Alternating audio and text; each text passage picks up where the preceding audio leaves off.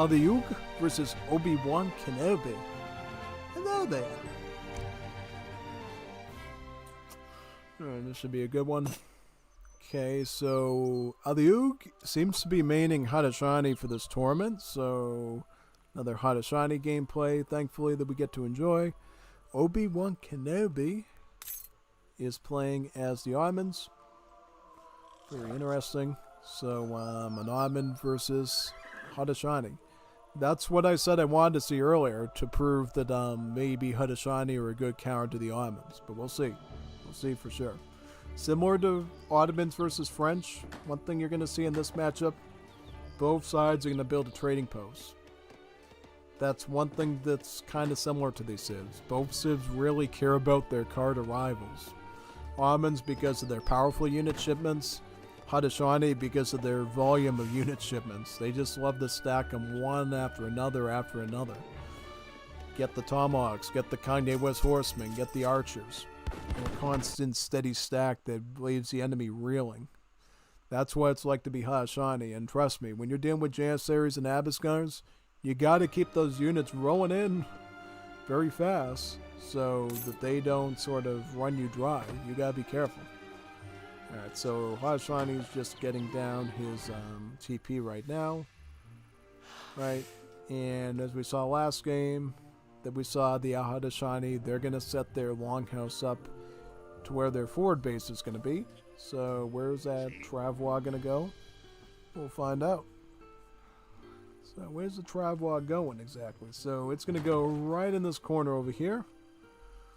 I think it's quite helpful because it gives some good line of sight so that Hadashani knows where the enemy's coming from. If he is going to raid with delis, you at least have a bit of warning. If it's Safai, same thing.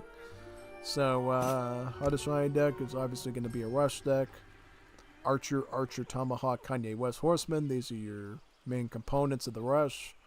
You also got some crates, you got some bills, but definitely these are primary stuff you're going to be looking at.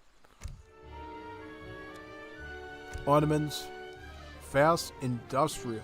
So, it's going to be a game of Hadashani trying to rush down an Ottoman before they get to age 4 and keeping them from getting to age 4. That is a very fascinating scenario because it looks like Ottoman is not theoretically going to be going with the law military, right? Once they have, because this is a hard, fast industrial deck. Look at this. No unit cards in age 2. They get some in age 3, so they could fend it off in age 3, but no age 2 possibility. What this Ottoman does, which is different, he went with Silk Road. So Silk Road is a very greedy Ottoman card that sets it up so all trading post deliveries deliver more stuff, as well as crates. Crates deliver more resources too.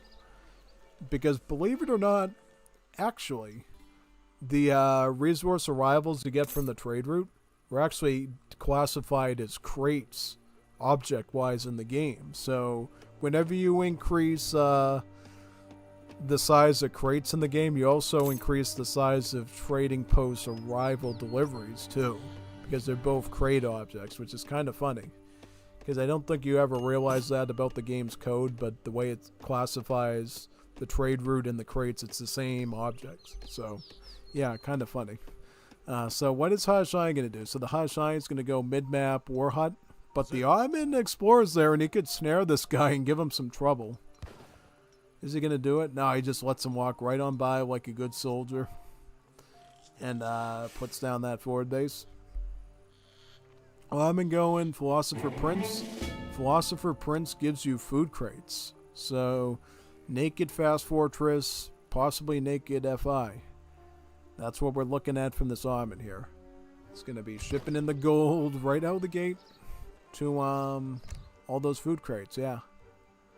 So here's the 625 food, because remember he got Silk Road, so a 500 food crate becomes a 625 food crate. Similarly with 700 coin, we're looking at 175 extra gold on that, so he's going greedy, naked, fast industrial. This could go okay and this could go very bad. Because remember, this fella here managed to convert 3 human treasure guardians already, the banded rifleman and the 2 banded riders. Plus he's got a batch of Aeon bowmen ready to go. So Hadashani is not going to give him that breathing room that he wants.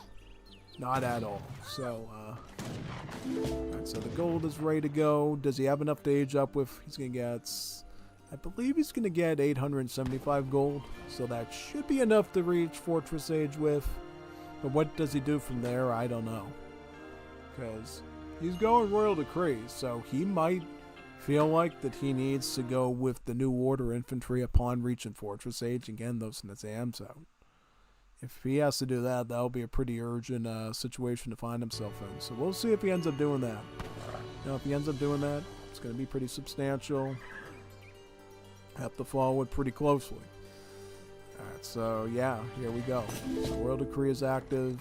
Age Up is going to be Exiled Prince for the Age Up speed.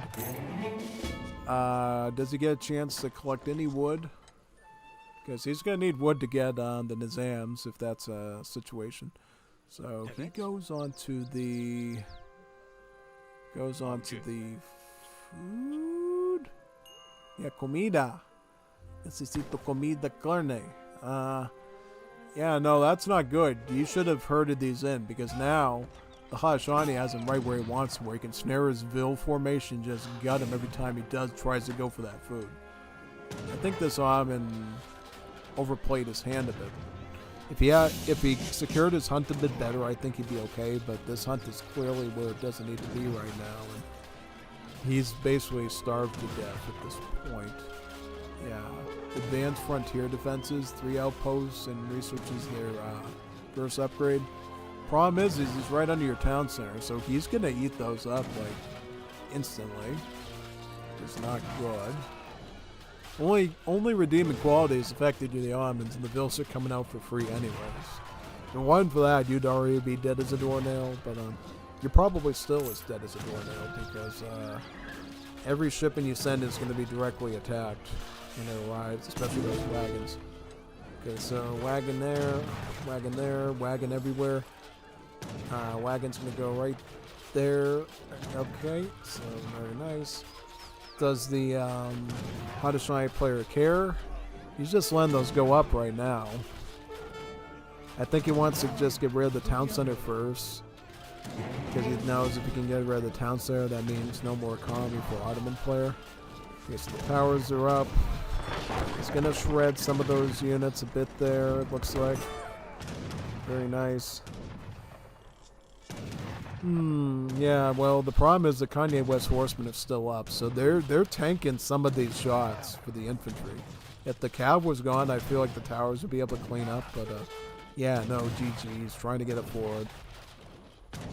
Doesn't have any time to even establish a fort without the foundation being crushed, and yeah, a GG situation, basically. So yeah, Hadashani can really punish the Ottomans, especially if they're going for greedy Silk Road, fast, naked, industrial strategies like that.